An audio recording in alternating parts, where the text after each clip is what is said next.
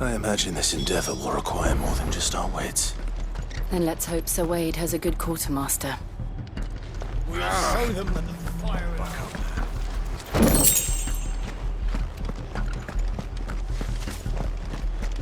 You're telling me that's the Archduke's son? In the flesh. Saw him once when I was your age. Had that same...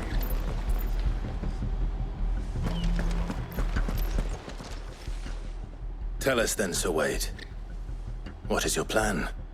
Nothing fancy. You, Lady Jill and I make for Buett Bridge, and provoke the main host at their encampment.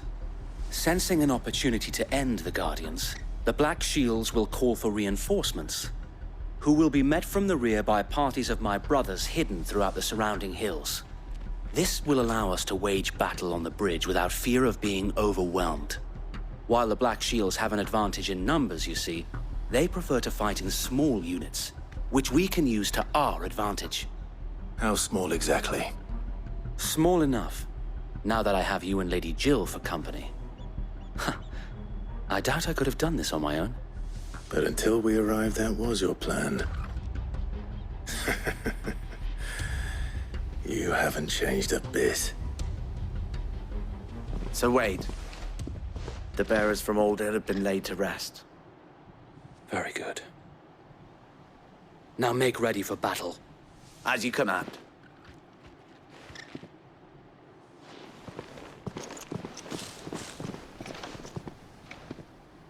Thank you, Sir Wade. Perhaps now they will find peace. There is but one thing which will grant them peace. Putting an end to the Black Shields. And so we shall.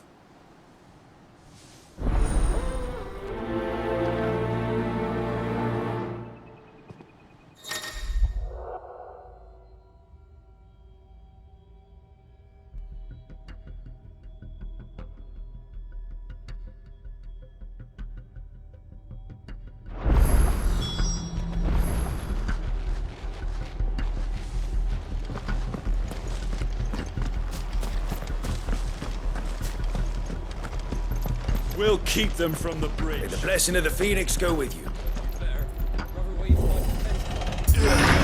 How long have you been pursuing the Black Shields? Since they burned their first village. We tracked down the bastards responsible and fed their corpses to Stillwind. Suffice to say, that got their attention. It's been a game of cat and mouse ever since. Yeah!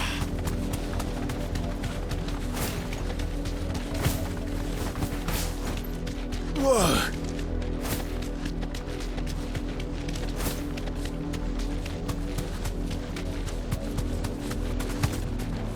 I got me sideways. Come along now. The bastards are lucky. There they are. On your command, my lord.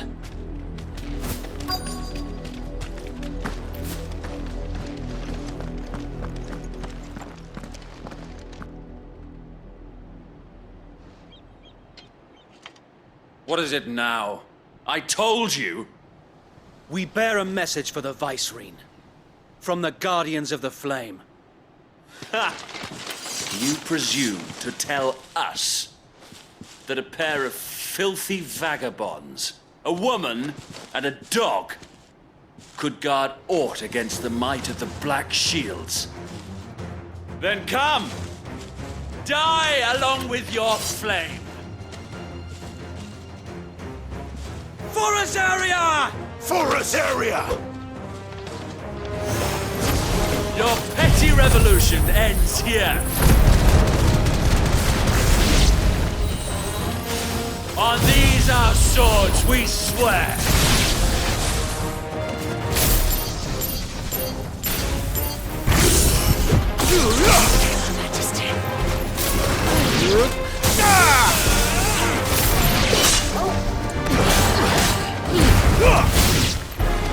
Bloody hell! Reinforcements from the far bank! Another one to fight their battle for.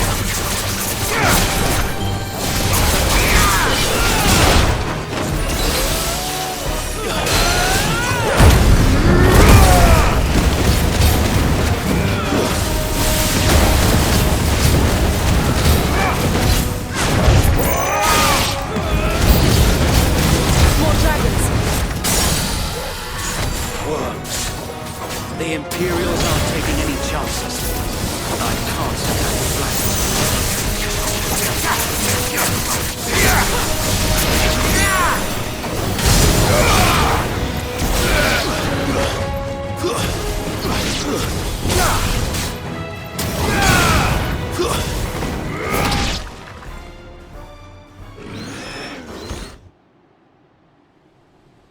A noble stand, albeit a misguided one. In taking it, you have but proven our point, that this land is in dire need of cleansing.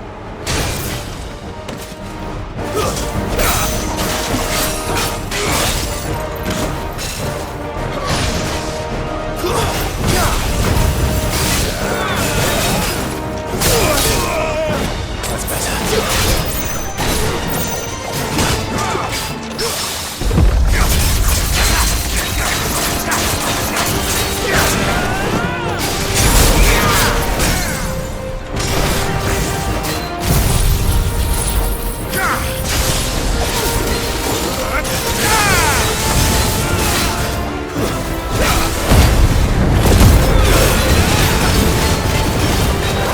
So wait! There's no one left to keep them occupied. We need to finish this. You mean finish him?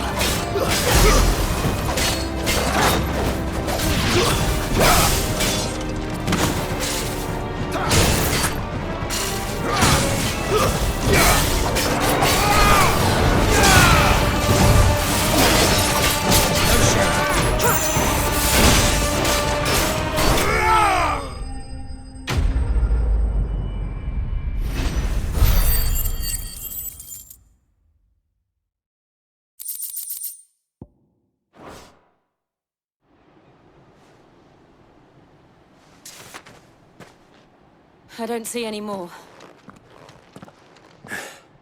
Nor do I. The plan worked. It did. It bloody worked. We sent every last one of the rotten bastards straight to the mud! My, Lord, perhaps this will be enough to stop the Cullings. For the time being, at least. Perhaps. Though I doubt my mother will take this loss well. She'll move swiftly to see her minions' ranks replenished. And then it will all begin again. I often wonder if the nation we once knew is gone for good. Her fields rot. Her people starve. We battle to preserve the flame that was, but for every foe we fell, another springs up in its place. Yet be that as it may, it is still our home, and we must fight for it. As we always have, and always will.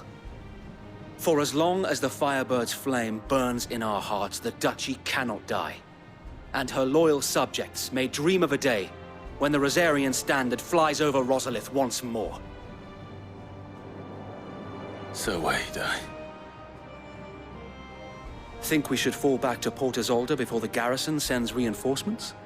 A sound strategy, my lord.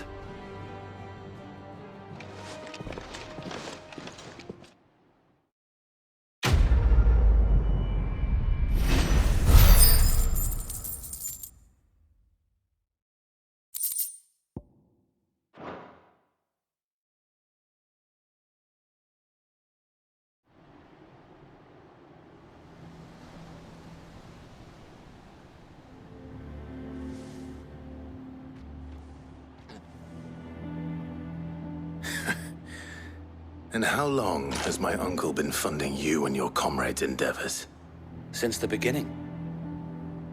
Lord Byron was the first person I turned to after forming the Guardians.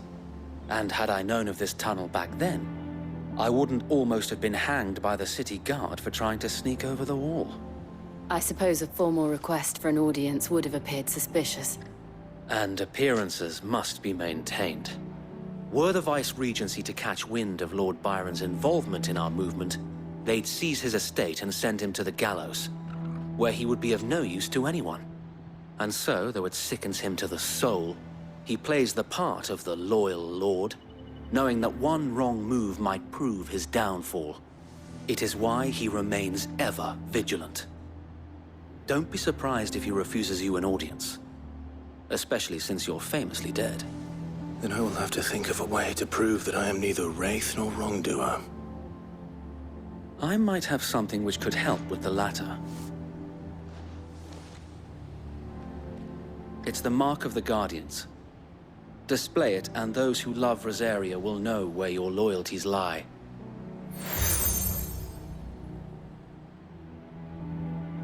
I shall wear it with pride. Be sure that you do. I don't want my men attacking you again. Unless you deserve it. If only Sir Tyler could have been here to see you. Or the Lord Commander.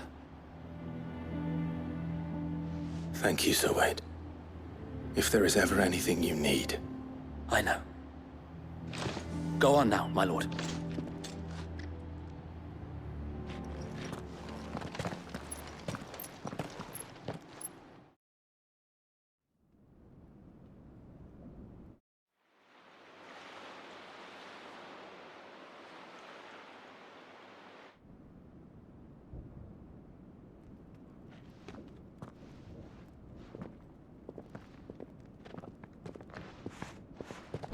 How accommodating. Do you really think they believe we are who we say we are? Not a chance.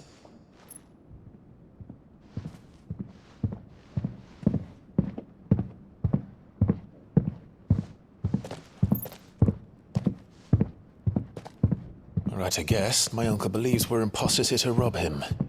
And means to string us up himself.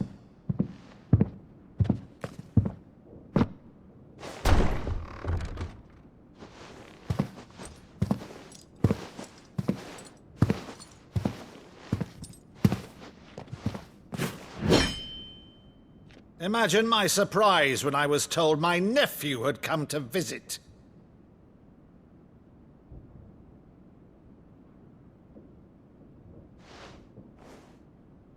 Clive Rosfield died long ago.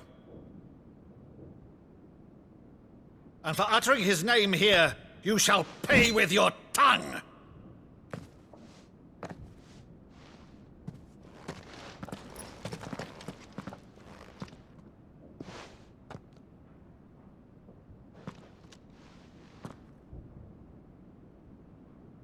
You would mock me as well?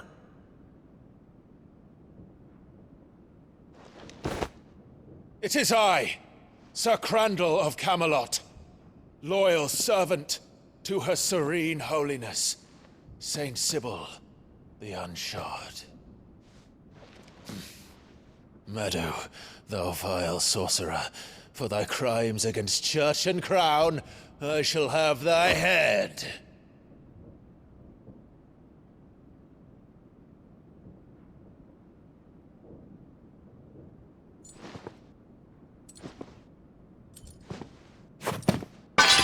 Curse thee, infectious flax wench. Even in death, must thou plague me still? Very well. I shall open the gates of hell, that thou might see thy charge once more.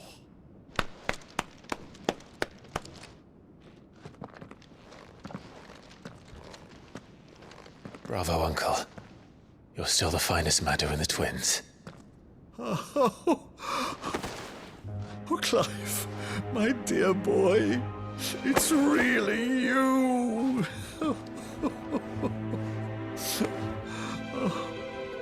You always were fond of that scene from The Saint in the Sanctuary. Never did let me play Sir Crandall.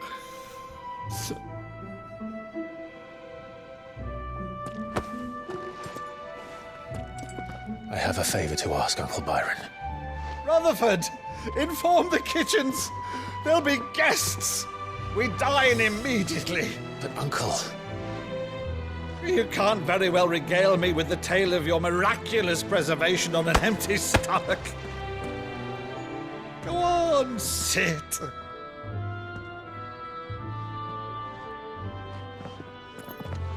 See that you use the good plates, Rutherford.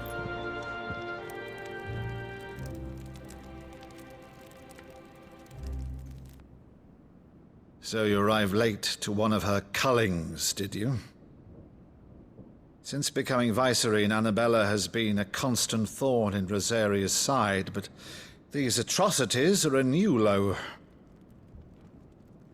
Something has changed. Quite what, I don't know, but the woman we knew is gone, and a monster sits in her place. A monster. For better or worse, I've been charged with governing this town, and thus must maintain the illusion of obedience. That's all I can do to aid Wade and his merry band of revolutionaries. So he's told us. You have risked much for Rosaria. Our nation will be forever in your debt.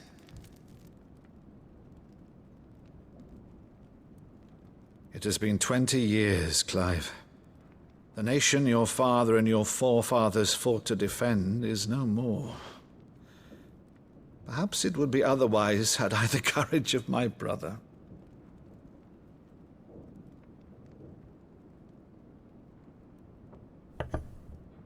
All right, if it's a ship you require, a ship you shall have. I've a galley in port, but recently relieved of her cargo. She can be outfitted for the voyage in a matter of weeks. So you believe us, then? About everything? Believe you? Ha! Only a fool would believe even half of the things you claim. But until tonight, only a fool would have believed my nephew still lived. And besides, I have it on good authority that Clive is telling the truth. Whose authority? On your own, of course. You've always been a terrible liar. Is that true? It's not untrue. Let's say no more about it, eh? It wouldn't do to linger on my nephew's greatest failing.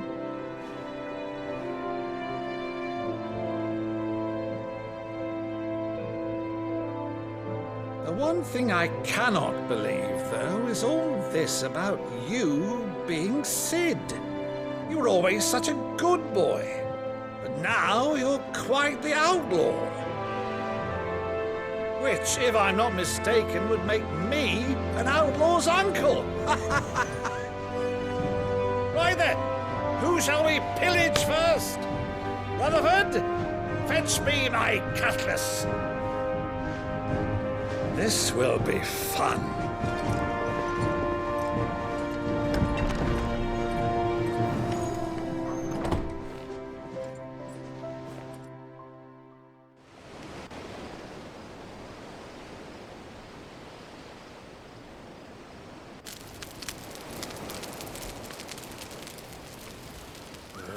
Over there.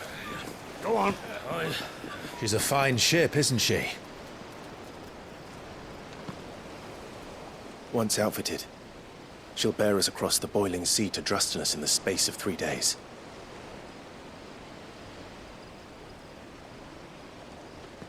Something on your mind?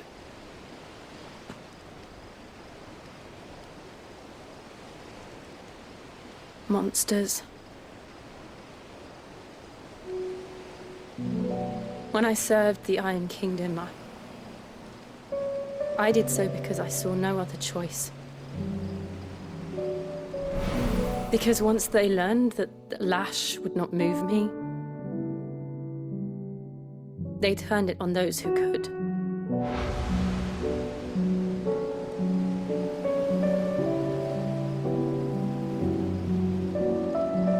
And so I became their puppet. I let them pull my strings, telling myself it was not my hand that swung the sword, but another's.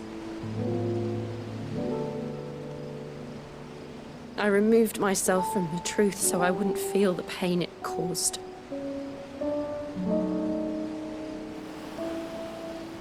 And before I knew it, I no longer felt anything. Anything at all.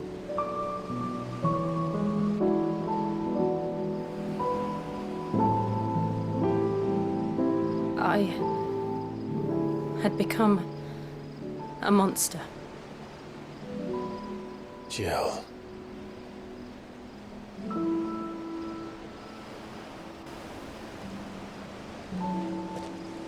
I don't want to be a monster, Clive. Do you understand? I want to choose a different path, a better path. To live on my own terms. But before I can do that, I need to come to terms with my past.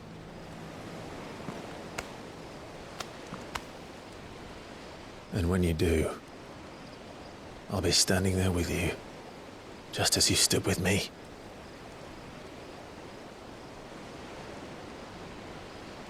Thank you, Clive.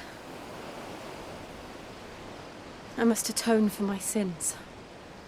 Only then, when it's done, will the monster cease to be.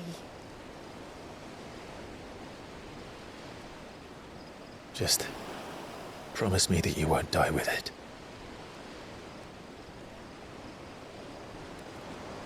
Now, let's get some sleep. The journey back to Benamir is long, and there is much to tell the others.